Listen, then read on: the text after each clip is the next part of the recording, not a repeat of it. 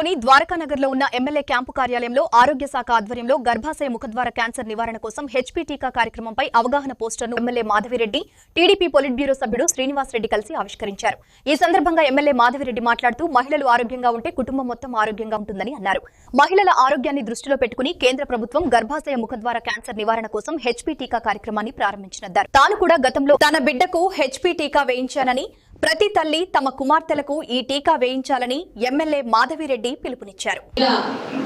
ఆరోగ్యంగా ఉంటూ పుష్టిగా ఉంటే ఆ కుటుంబంలోని భర్తలు గాని, పిల్లలు గాని, వాళ్ళ అమ్మ నాన్నలు గాని, అత్తమామలు గాని ఆరోగ్యంగా ఉంచుతుంది.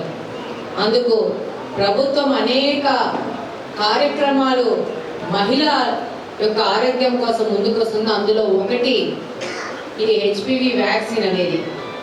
ఈ వ్యాక్సిన్ గర్భసంచికి వచ్చే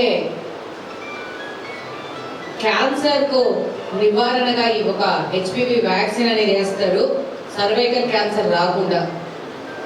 ఈరోజు గత 6 నెలల్లో మన ప్రభుత్వము 1,00,000 మంది పొదుపు సంఘాలలోని మహిళలకు స్క్రీనింగ్ చేయించింది, అంటే టెస్టులు చేయించింది. ఆ టెస్ట్లలో తెలిసింది ఏంటంటే 1,00,000 మందికి గాను 1,100 మందికి 4th స్టేజ్ ఆఫ్ క్యాన్సర్ ఉందని. ఇది చాలా ప్రమాదకరం. సో మహిళలని ఇలాంటి పరిస్థితికి పోకుండా ముందుగానే వాళ్ళని కాపాడుకోవడానికి చేయవలసిన చర్యలన్నింటినీ ప్రభుత్వాలు తీసుకొని మహిళల పరిరక్షణ కోసం ముందుకెళ్తా ఉన్నాయి. అందులో భాగంగానే ఈ హెచ్పివి వ్యాక్సిన్ 14 సంవత్సరాలు పైబడిన పిల్లవాళ్లకు, ఆడపిల్లలకి ఈ వ్యాక్సిన్ వేయాల్సిన అవసరం ఉంది. ఇది పూర్తిగా ఉచితము.